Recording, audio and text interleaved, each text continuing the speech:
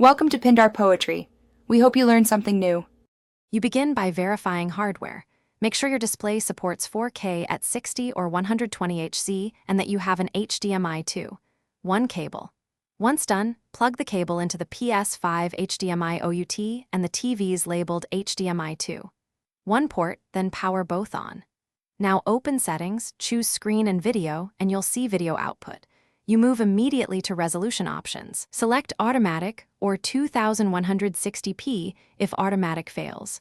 This starts the process to align console and display. You now walk through the detailed output settings to match your display. Set resolution to 2160p or keep automatic so the Ps5 negotiates the best mode. If your TV supports higher refresh, enable 120 Hz output.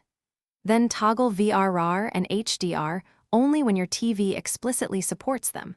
Otherwise, they can cause flicker. Use Adjust HDR to fine-tune brightness and test video output to check black levels and color.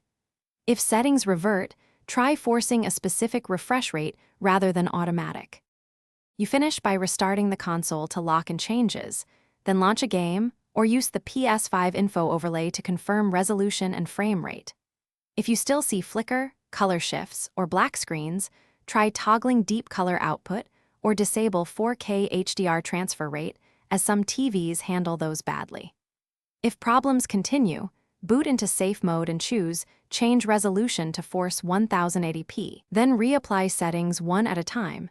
This isolates the faulty option and gets you back to a stable display.